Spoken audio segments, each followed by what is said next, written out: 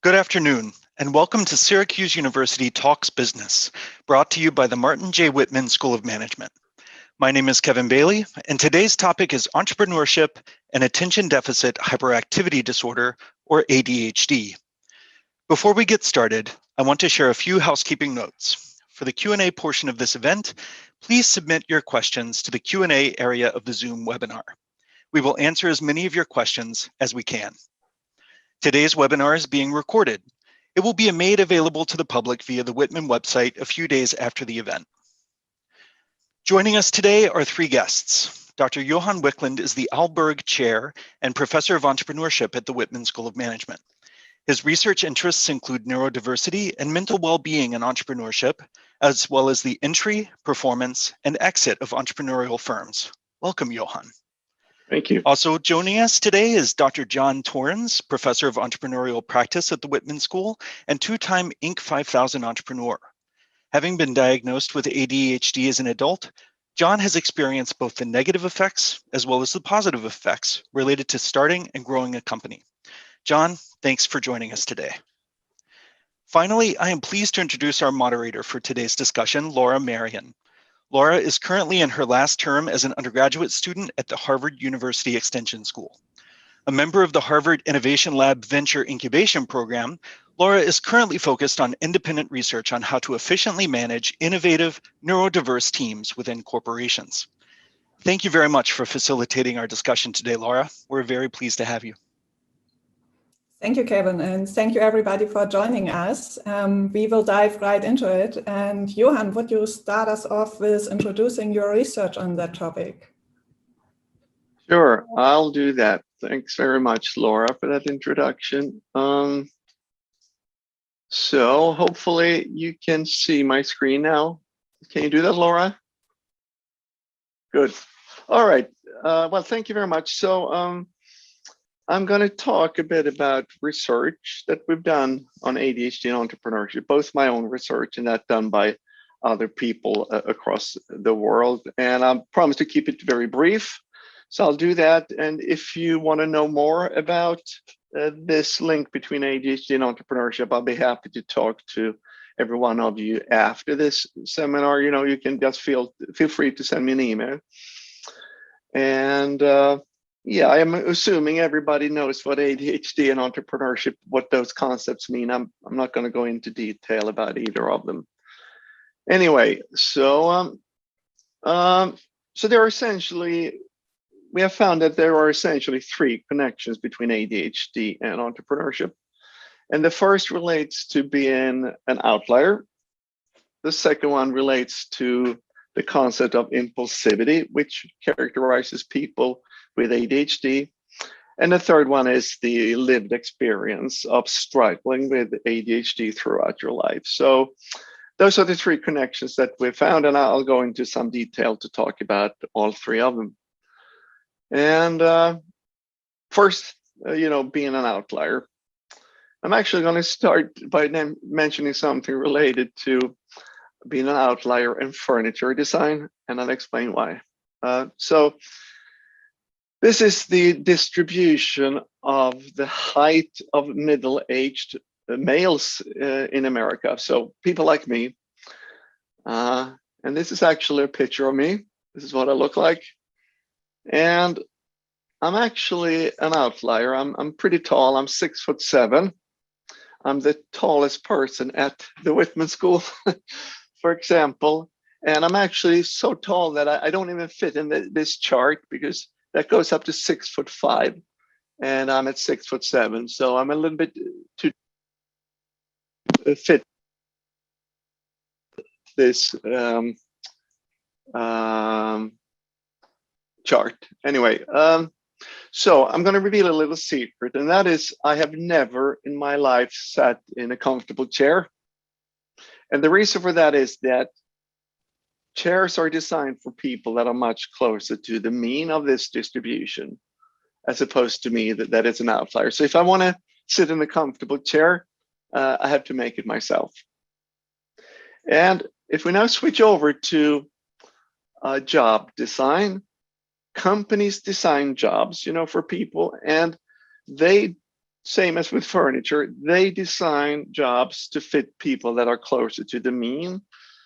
So if you're an outlier along any dimension, it's really hard for you to find a suitable regular job. For example, if you have any kind of disability, it's going to be much, much harder for you to find a suitable job than if you don't have such a disability.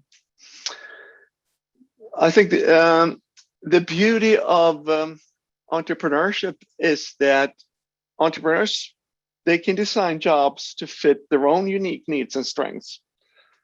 And we can see that by the fact that entrepreneurship is particularly valuable for outliers. We can see that people who are outliers along any dimension are typically attracted to entrepreneurship. That applies to people with ADHD, as we found in our research. It also applies to people with disabilities. It also applies to recent immigrants and so forth. People that are along some dimension outliers, an immigrant who doesn't speak the language, for example, or a person with a disability. For example, just to give you one factoid, we know that people with disability are about twice as likely to run their own business compared to people without a disability here in the US.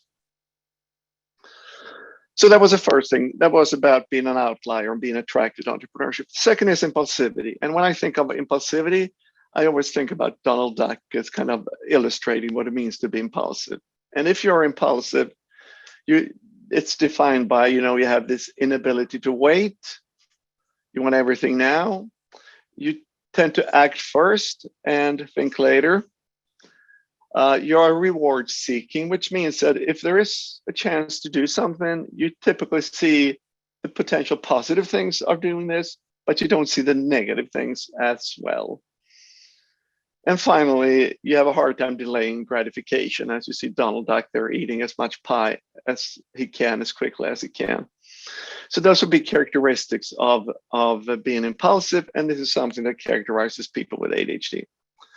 So the interesting thing then about entrepreneurship is that there's high irreducible uncertainty. There's essentially no way of knowing beforehand if this business that you're starting, this concept you're developing, if that's actually going to work, if people are going to buy your product or service, and if you're going to be successful. You can't really know that beforehand. And when you have this situation with high uncertainty, what most people do, most people that are more rational, is that they become anxious and they wait and they collect more information so as to try and reduce uncertainty. Well, this is not what impulsive people do, as I told you before. They have this tendency to charge ahead. And then that might actually be an advantage in entrepreneurship as opposed to disadvantage. And the reason is that if we think about high uncertainty, like entrepreneurship, this analytical approach that we typically teach is not suitable. So if you're an alumnus and you studied at Whitman, you probably learned these kind of model where first you start out by analyzing the situation, and then you decide what to do, and then you implement your decision and start acting.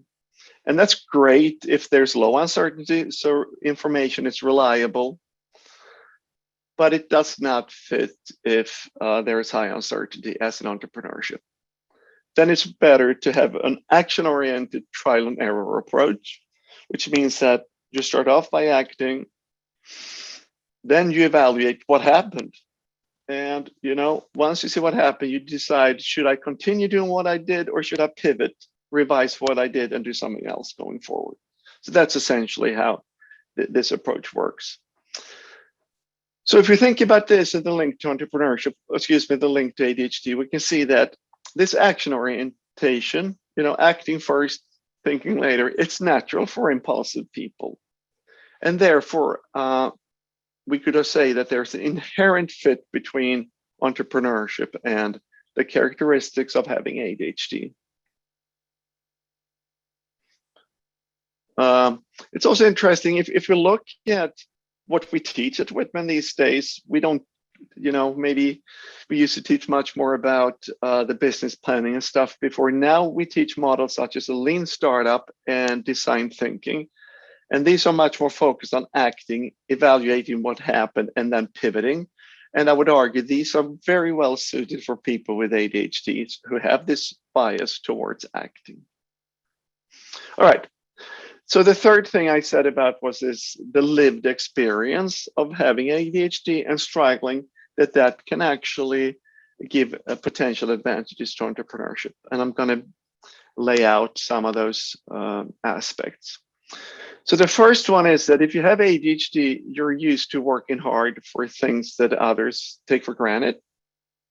And because of this, you learn tenacity, you learn discipline you need that in order to succeed just, in daily life. And you also need to find creative solutions to problems. So that also fuels your creativity. And then another dimension is that, as I mentioned initially, you might have few other career options because jobs are typically not well designed to fit you if you have ADHD.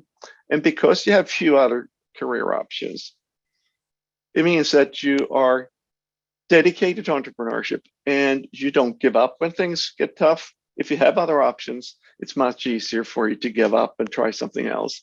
You don't have that luxury if you have ADHD. Also, you're used to failing and often failing at things that other people don't find particularly difficult. And because you're used to failing, you become risk tolerant. You understand what it means to take risk. You understand what it means to fail.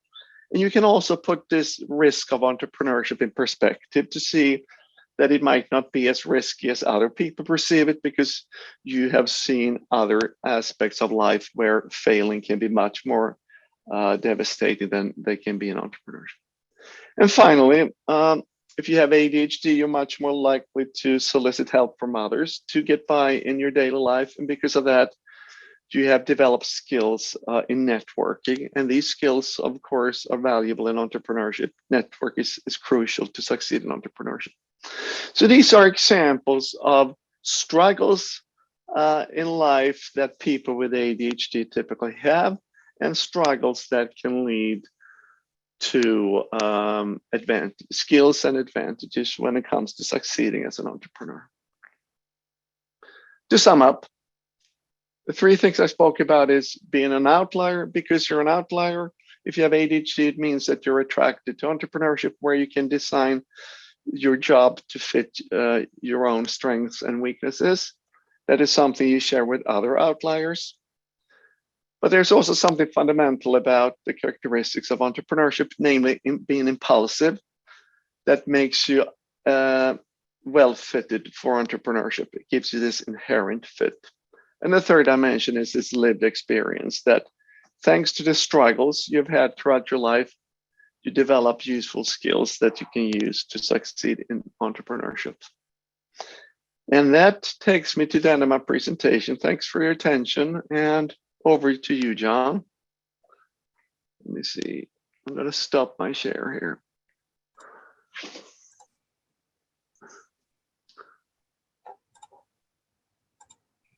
All right, thanks, Johan. Yeah, my name is John Torrens, and I'm a professor of practice at Whitman. And one of the cool things that I get to do is take the research that colleagues like Johan do and translate that into practice. So I'm going to talk a little bit today about what I've learned from Johan's research and how I've used that to apply it to working with our student entrepreneurs. And as you can guess, a lot of them present with symptoms similar to what you would find in somebody with ADHD, or at least have symptoms that maybe don't qualify them for a diagnosis, but they still present certain opportunities and challenges for them in general. All right. So there's lots of popular stories and cases. If you've read books on adult ADHD, you've probably seen these names before. David Neeleman from JetBlue and TAP and multiple other airlines attributes a lot of his success to his neurodiversity, specifically his ADHD. Paul Orfalea, the founder of Kinko's, similar. He's well documented in saying that if it weren't for his ADHD, he doesn't know if he could have grown and scaled his company the way he did. Ty Pennington from Extreme Home Makeover, and of course, Richard Branson, all people who are very high profile and have had histories of attention deficit and hyperactivity disorder. So it's no surprise that a lot of our students, if they connect with ADHD or feel they have these symptoms, they often look to people like this as role models and think, okay, if they did it, then sure, I can do it too. So if we take the impulsive side of ADHD, and it's important to recognize that there's two presentations, right? One is inattentive type and one is hyperactive and impulsive type. And what we're talking about are the correlations between hyperactive and impulsive type, not necessarily inattentive. So if you look at the various traits often associated with an impulsive type, you've got obviously impulsivity, the things that Johan talked about, this hyperactivity, sensation seeking. You can see that there's a column where they're functional. This is what it looks like when they're working well for students. And then there's also a column where they're not working that well. So if you happen to be impulsive, when it's working for you, you could be in the position where you don't have to overthink things. You jump on an opportunity while others are still overthinking it and perhaps miss the boat. Maybe you're able to anticipate trends where others maybe don't. But on the other side of the coin, where it's dysfunctional, and these examples in the dysfunctional column, these come from direct interactions I've had with students. So it could be, you've said something that you can't take back, or you fired off an impassioned email that you really wish you hadn't. Cheating on a significant other, I've heard that from a few people. That kind of comes up as an impulsive trait, not necessarily related to entrepreneurship, but it goes into the dysfunctional category of things that affect your life. Changing plans at the last minute. That's something I hear from a lot of my students with ADHD, that they're constantly having challenges with their calendar and canceling at the last minute, which has downstream negative effects with investors or teammates or customers or vendors, right? On the hyperactive side, these people can be super productive. They can appear to get more done in a day than a lot of people get done in a week because they're just so hyperactive. On the other hand, they could really irritate people because of this hyperactivity. They can wear themselves down and be prone to burnout. They can develop these extreme patterns of productivity and extreme unproductivity, which tends to be really hard to manage. In terms of sensation seeking, when it's functional and when it's working really well for you, you have this willingness to try new things. Right? You're less aversive to risk, or maybe it's not so much that you're less aversive to risk, or more that you only see the positives in things that you're trying to pursue. And this leads to discovery and new opportunities, which is a very common thing among our student entrepreneurs. When it's dysfunctional, and again, these are examples I've had from my own students. You're, maybe an injured adrenaline junkie. You've done something that gave you that adrenaline rush, and now you're recovering for a couple of weeks after an injury. Prone to maybe some drug abuse, and you've got other addictive tendencies. So the point of this slide is to show that, yes, it can be highly functional, and students with ADHD are somehow naturally attracted to entrepreneurship because of some of the reasons Johan explained. But there's also that underside, right? The part that's not as functional. And this is what I normally have to help manage, or help my students manage, because they both exist in the same student at the same time. It's not all amazing and leads to heroic entrepreneurial outcomes. They're battling between these both sides. So if we take this a little bit further and take a deeper dive into some of these traits, in the middle you'll see more detail on the traits, right? High propensity for risk, highly proactive, high sense of urgency, low premeditation, or just not having to think things through that much, low perseverance, high sensation seeking, and high impulsivity. So you can see on the left what it looks like when it's helpful, and on the right what it looks like when it's harmful. So just to recap a couple of them really quickly, we often think of entrepreneurs as these wild, crazy risk takers. And some of them may be, but for the most part, we tend to just be comfortable with the risks we're taking. We understand the mitigation we're applying and we're okay with it. Or sometimes we just don't see the negatives because we're so optimistic about it. But when it's helpful, an entrepreneur can look brave and visionary and like they're going after opportunity. But when it's harmful, it can make them look reckless. And in fact, there's a lot of negative impacts of that recklessness if it's not controlled or managed. If you're proactive, obviously you're proactive, you're getting a lot of things done. But on the other hand, it could make you look like you're jumping the gun and you're not in the now. You're always looking at the next thing and you're not focusing on what you're doing right now, which takes, you know, your energy away, and you're not managing your current affairs or your current business. This is one of the things that I find our students, especially who are in that early startup mode, they're always thinking ahead, always looking ahead, and sometimes they fail to focus on what they need to be doing right at this moment in order to get them to that next level or next stage. One of my favorites is this high sense of urgency. If you have a high sense of urgency, you're super productive, you're getting things done.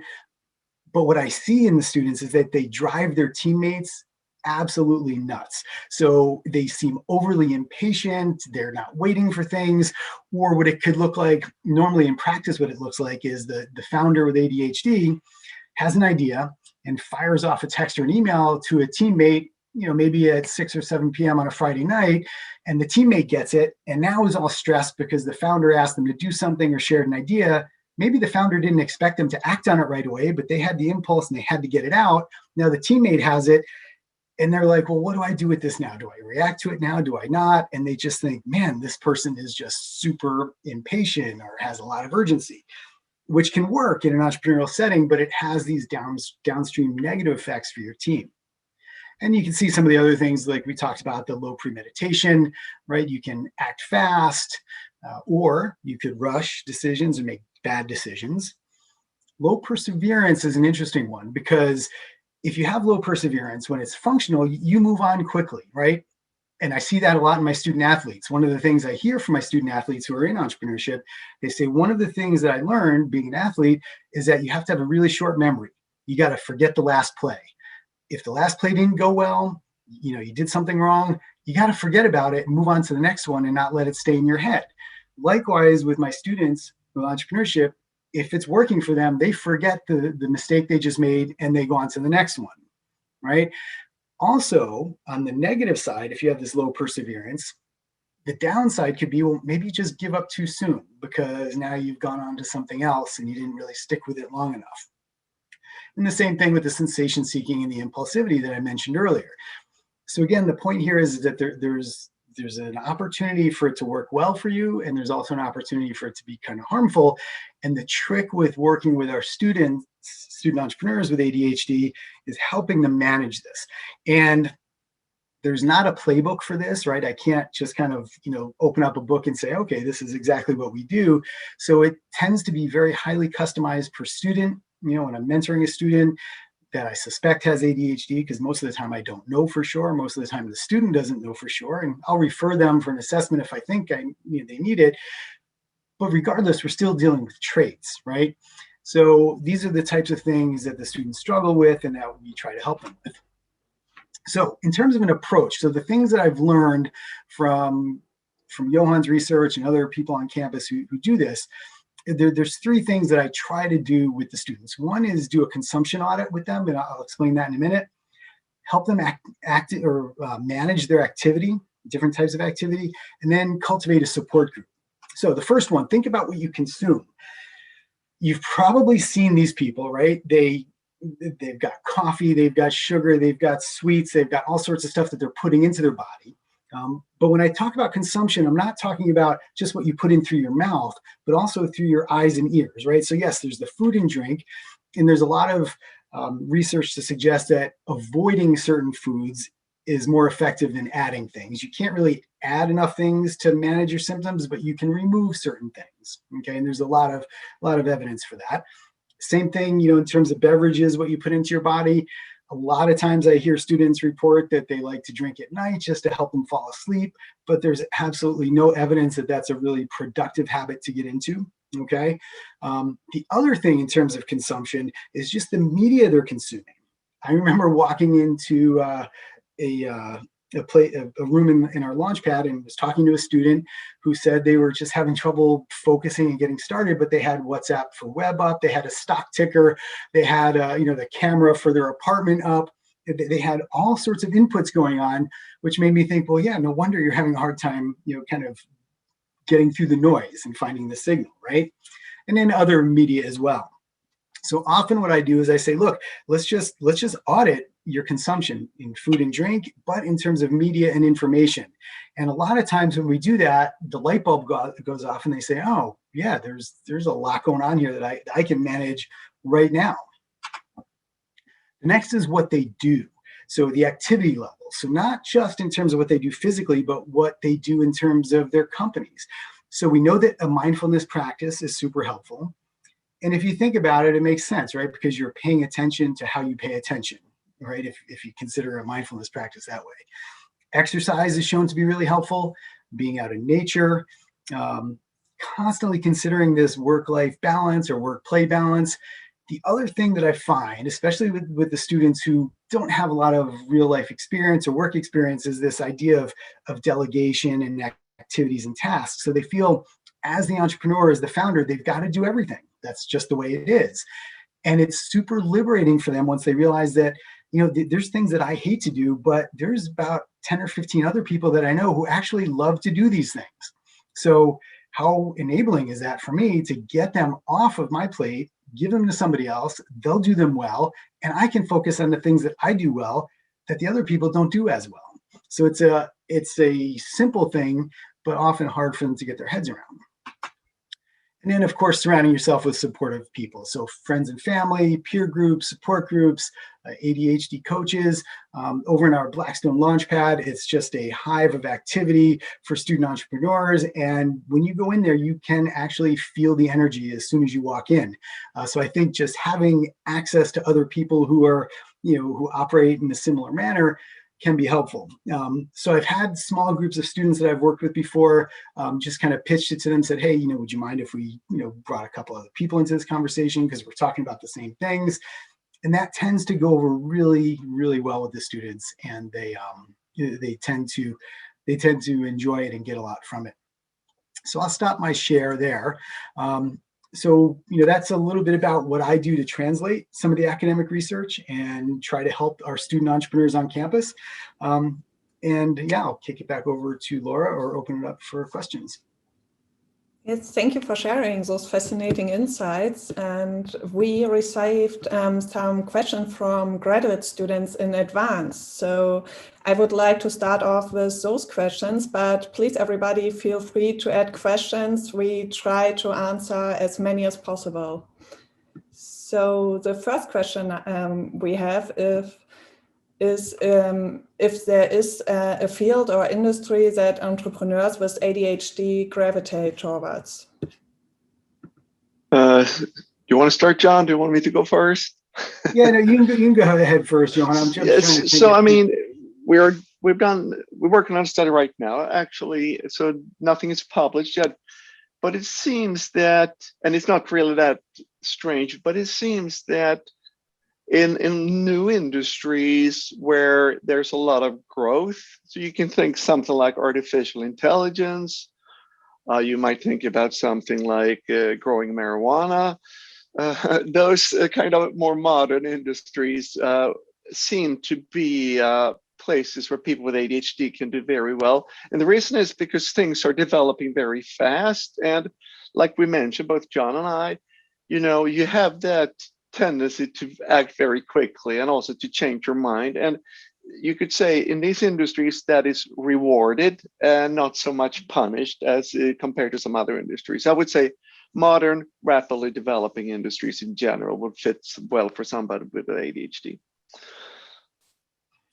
Yeah, I think it's helpful to think of it in terms of, like Johan said, industries, right? So not so much job functions, but yeah, I agree. Like, if I had to do accounting, I don't know if I could do it. I just, that's not, or if I have to do project management, right, and keep track of things towards a goal, that's really hard for me as well. But like you said, the cannabis industry, for example, is something new and it's shiny, it's interesting, you might be attracted to that. And like you said, yeah, I think creative types of endeavors, creative roles within companies probably are attractive for a variety of reasons. But yeah, I think that, like Johan said, the research is still being done on that.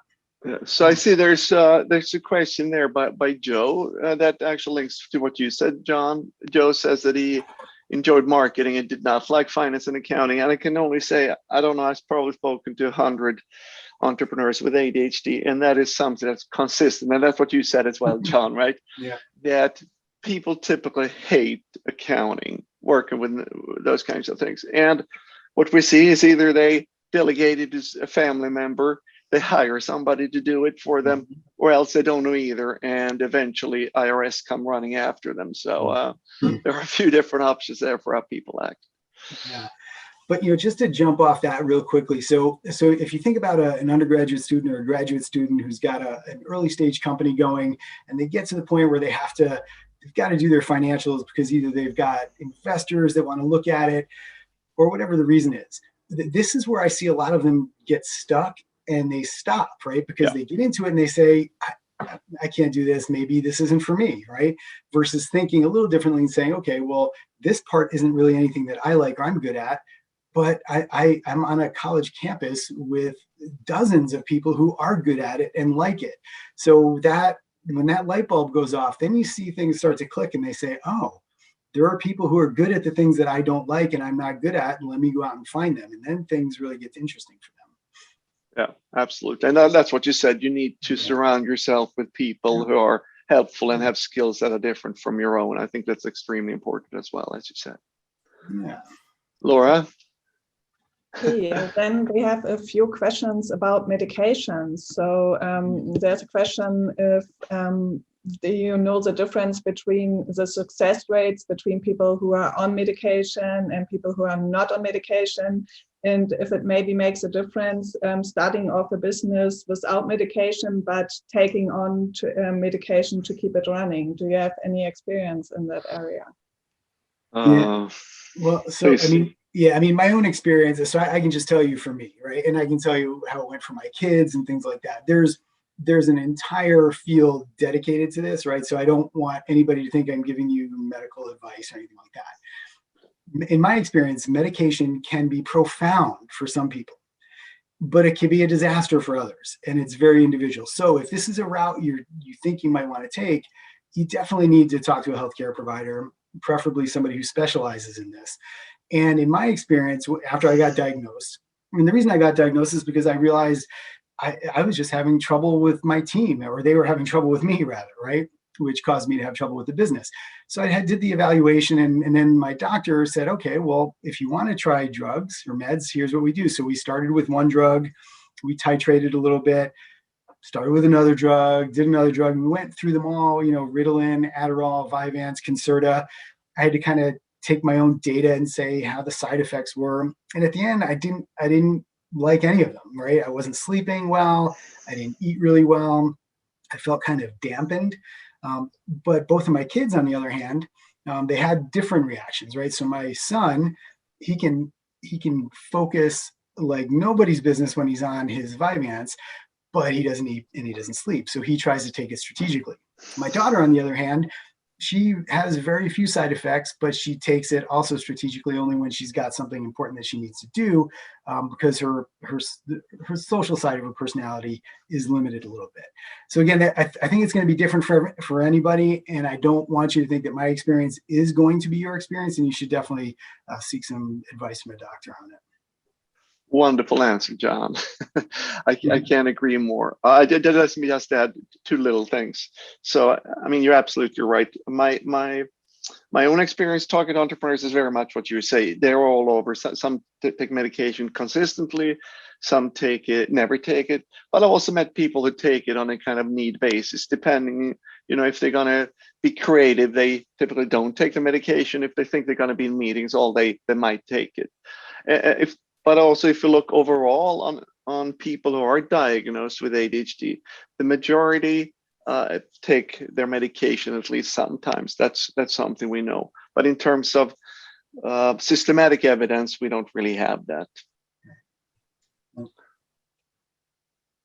Thank you. And then we have another question asking in regard to the emotional struggles that entrepreneurs with ADHD face. How can they troubleshoot frustrations when they face not finishing fast or giving up on things that might not be interesting about the business? Yeah, it's going to be hard to do that yourself, right? I mean, unless you just have that reflective ability that's above and beyond what most people have, you're going to need some support, right? Whether it's a professor, a mentor, a coach, a peer, a spouse, or some other partner, somebody's going to need to help you with it. So it could be, for example, a lot of the students I work with, sometimes all they need is just radical accountability, right? Like we'll sit down and we'll say, okay, this is the goal you have. This is where you want to get in 6 months. Now let's work backwards. What are the measurable, specific actions you have to take to get to that outcome? Okay, now we've got a list of these actions. When are you going to do them? Let's actually put them in your calendar. And then I have to follow up with them. I said, hey, look, you said you were going to make these calls or reach out to this person by this date. Did you do it? And just having that little kick in the pants or knowing that I'm going to be in their inbox, giving them hell for it, is sometimes enough just for them to do it, right? Sometimes they just need that push. But it's going to look different for everybody. And I think having that accountability partner is really important. I give you very short and distinct advice: get married.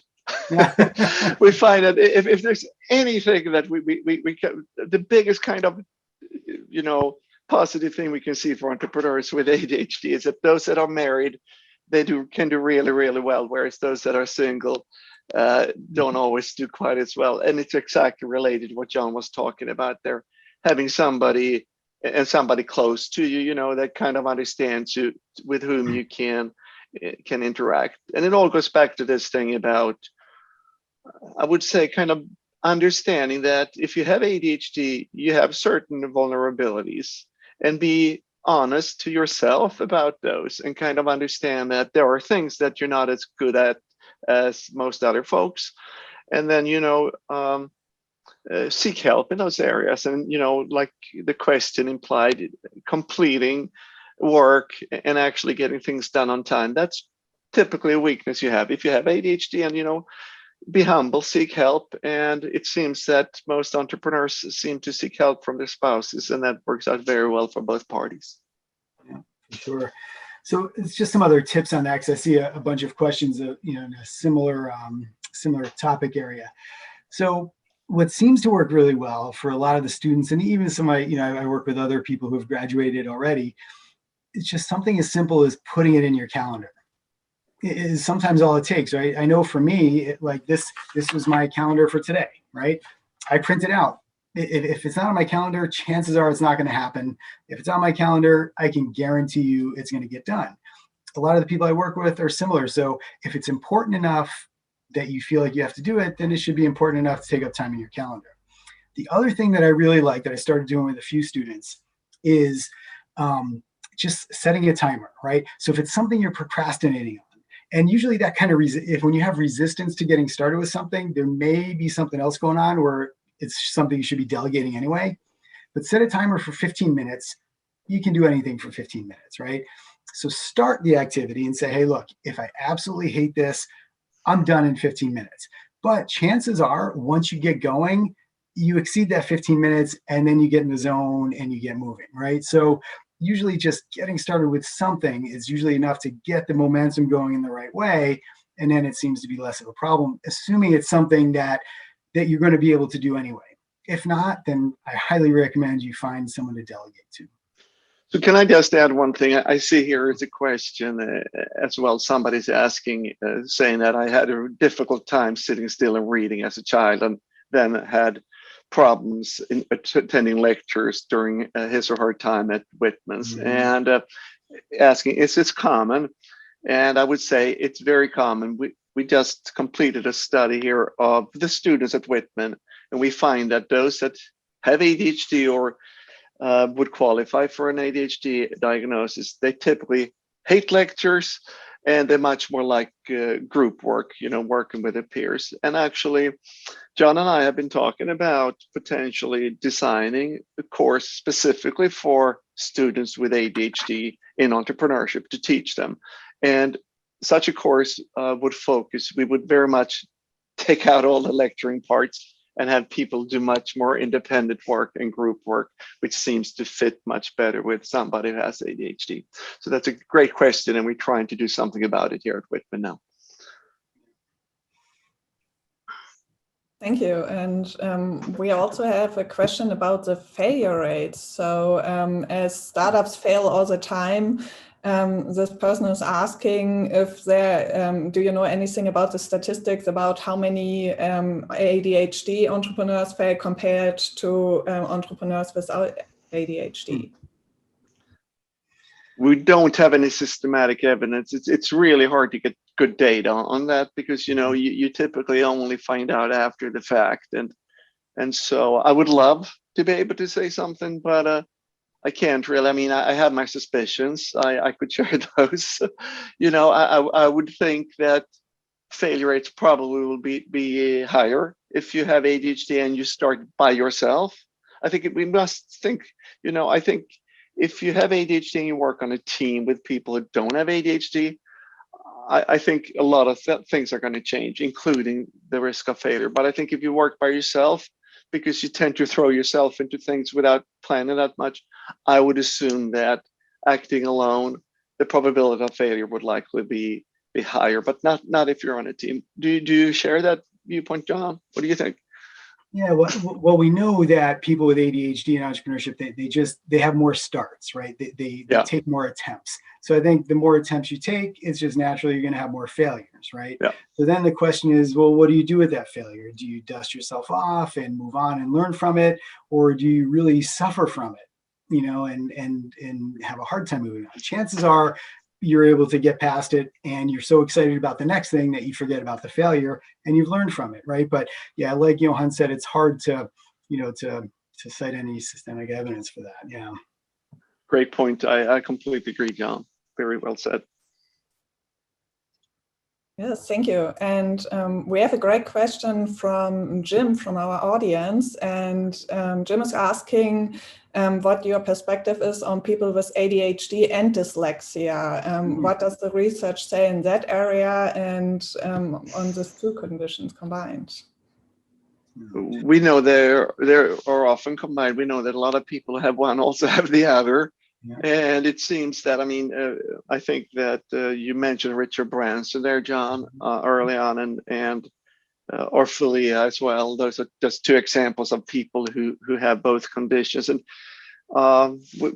we've done some research into both people who only have dyslexia and those that have both. And what John and I said about ADHD very much applies to those that have both. So, the kind of lessons you can take away from this talk, they should be the same if you have either of the two or you have them both combined. Yeah, actually, in that little study we did on YPO, Johan, right, we saw that the people with the entrepreneurs with ADHD were much more likely to have things like dyslexia. Exactly. So there's a big co-occurrence there. Yeah. Yeah. Awesome, thank you. And then we have a question directly to John. Someone is asking if you are going to start your network for ADHD entrepreneurs. I don't know. We have one, right? We've got a network for. I don't know how formal it is, but yeah, we're kind of coming together and kind of dealing with the issue. So I think maybe it's not formal yet, but yeah, we're starting to build that, which is super exciting. Yeah. And we have some students commenting that they would like for you to create a class for entrepreneurs with ADHD. And a question related in that area to group work and functions on group work members as peer assessments. Do you see that the ADHD students struggle to be evaluated fairly? And how would you recommend assessing that as a part of group work? Yeah. Wow. Yeah. So I've only become sensitive to it in the past couple of years, right? So, when you're aware of something, you pay more attention to it. So now that I'm sensitive to this, I have, and again, I don't have hard evidence or data, but anecdotally, I can tell you that the students who come to me and say they've got ADHD, or more formally, if I get an accommodation letter from the Office of Disability Services saying they need accommodations or something, yeah, sometimes these students are occasionally at a disadvantage on certain projects with other students. So, and I know that's really vague, but I have noticed a few times that happens. And the only correlation I could make is if you imagine what, public education is for, right? Public education system is set up by adults, often for the convenience of those adults. And if you don't fit neatly into those expectations, for example, if you have ADHD and you're neurally diverse, you're going to have a harder time. And I've started to make those connections and notice a little bit among my students, but there's just so much more to observe and to do. So it's hard to say much more about it other than, yes, I do believe that is causing problems for some of my students. So I'll say a couple of things to that. I mean, first of all, it's obvious when I speak in class about my research and my own experience with ADHD and stuff, students quite often come forward and say, well, actually I have ADHD or dyslexia. I don't usually speak about it, but since you're speaking about it and you kind of don't make a big drama out of it, it's a lot easier for me to talk about it. And I also noticed that some people in class, in their team also tell their teams. And I think that's a great advantage because, I mean, all people have strengths and weaknesses. I think if you have ADHD, they might be a little bit more pronounced. And also we know that can lead, like John said, they can lead to conflicts, right? Because you might be, you might speak first and think after, which means that you might say things that are not always so polite. So I think that if you as an individual have an understanding of how you are, and you can also share that with the other members on your team, I think there will be greater understanding and less friction. Because I think that, I mean, I've had quite a few students with ADHD, and I know there on those teams there can be more conflict, and I also know that that might influence how the other team members are evaluating them. But I think that openness, and I also want to say more generally, I think that we are, as a society, we are becoming more cognizant of diversity. Just the fact that people are different. I think that's a great thing. I think as a university, we need to embrace that. And we also need to talk to our students about what that means. And also, how that might play into teamwork. We might have to be a little bit more forgiving in our teamwork. And I think that will be beneficial also for students with ADHD. And a lot of it is ownership among the students without ADHD to understand and appreciate the diversity they have in the team, right? So they also have to understand that not every student is going to approach their work exactly the way they do, and they've got to be able to cut them some slack and that sort of thing. So it definitely goes both ways. Yeah. Thank you. And then we have another great question. If you could speak a bit about the shame that can make ADHD-related procrastination worse. So is shame ever something you address directly, or do you just focus on better habits and let the shame dissolve on its own? Yeah, I mean, I don't think I have a good answer to that. No. I mean, when I work with students who maybe beat themselves up for something that they didn't do or, didn't do that fast.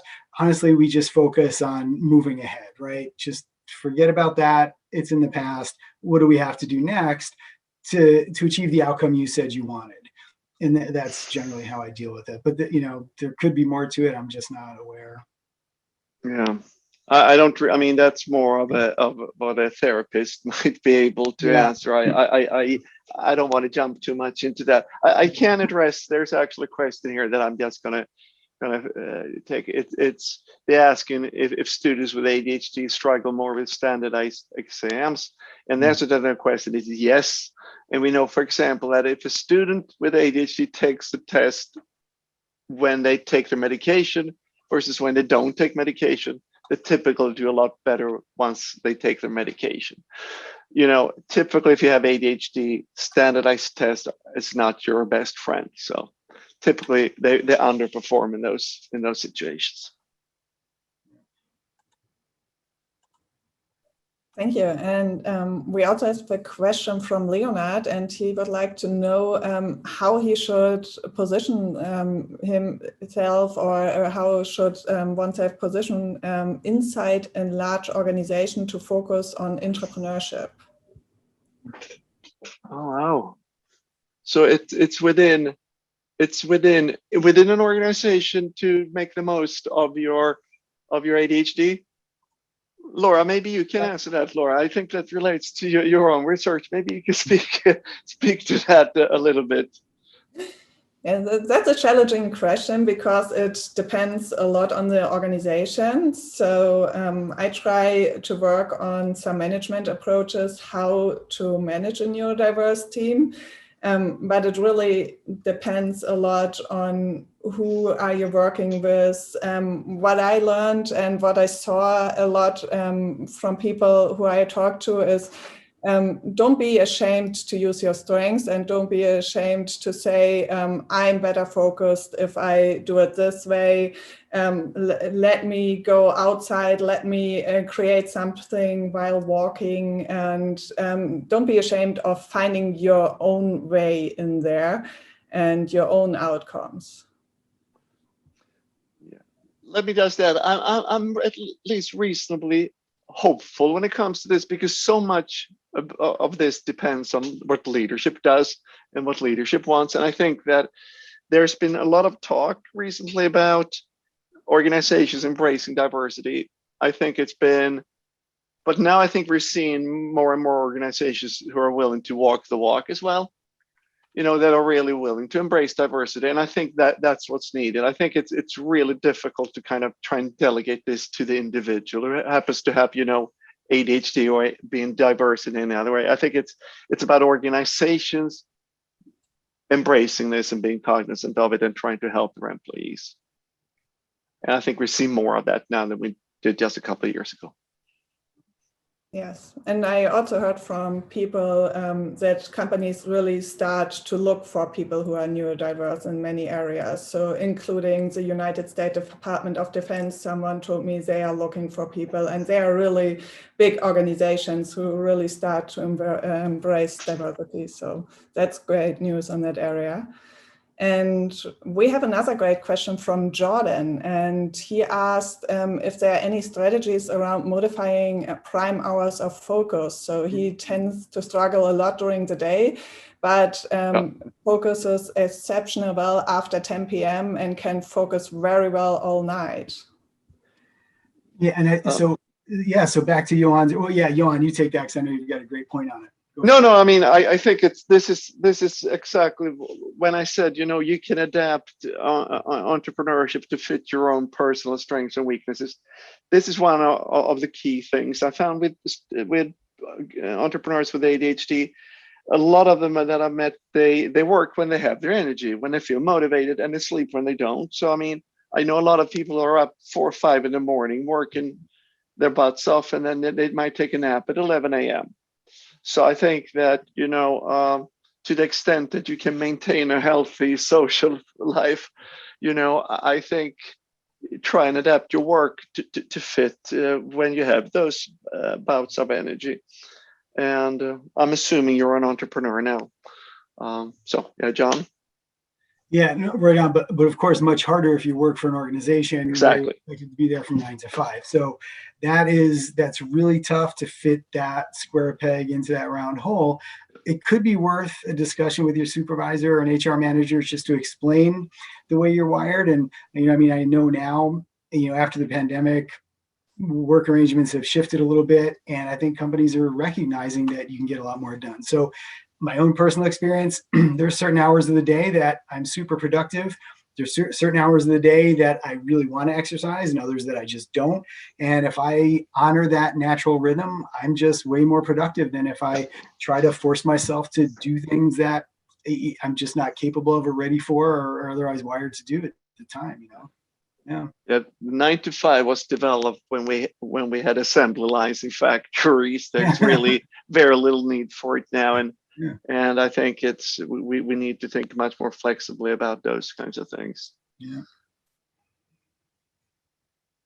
Yes, thank you. And I think we have time for one more question. And we have a question regarding younger children. So if you see any side effects on entrepreneurship or on the children, if you put them on drugs like Adderall when they are really young, and could this end up in any form of addiction? That's a little bit outside of the scope of what I do or what I'm in, what I cover. Again, I can just tell you from my own kids' experience. And I think Johan mentioned it earlier, especially with my daughter. If she's doing something where she needs to tap into that creative side of herself, she won't take her meds. But if she's got to sit on a Zoom for 4 hours, she definitely will, because that's the only way she could get through it. In terms of long-term addiction, I'm not the person really to address that, but there are a lot of people even on campus that do that. So there is data out there for that. It's not something I'm not familiar with. Absolutely. I think that's better to talk to a medical professional about that. Yeah. Yes, thank you. We are almost out of time. Do you have anything you want to add to the questions or any further advice? There's a lot of questions for advice on how to deal with difficulties, and maybe some advice from where to find further informations. Well, I can plug your book. I know you're a humble person, John. So John just recently released a book that contains some advice in particular related to entrepreneurship. You might say a few words about it, John. Yeah, sure. It's called Lightning in a Bottle: How Entrepreneurs Can Harness Their ADHD to Win. And I basically just took my own experience, some of the research that Johan did, and in some of my work with students and other clients, and sort of put together it's just a first pass, right? So it's like, hey, this is what we know. This is what we know about some of the things that work. So that's a resource. But there's also quite a few LinkedIn and Facebook groups that I've become aware of and just joined to, that are there just to help and exchange ideas. There's local support groups in various communities, especially in big cities. If you're a member of Clubhouse has rooms specific to ADHD. So there are opportunities for this. And there's an entire industry of ADHD coaches out there too that's help with this type of thing as well. So yeah, there is support out there, but it's pretty individual, right? I haven't been able to find a recipe book for entrepreneurs with ADHD that says, hey, you follow this and all your problems are going to be solved. Yeah. It's a very individualized approach. Let me also add that, I mean, this is something that we've been working on now for a number of years. We're going to continue working on it. I'm and John, we're both very passionate about this topic. We're very happy to, work with people, help people. So, I mean, any questions you have, anything you're thinking about, just reach out to us and we will be happy to continue the conversation, either one-on-one or in some other forum. So just be in touch with us and we'll be happy to continue talking to you. Yeah.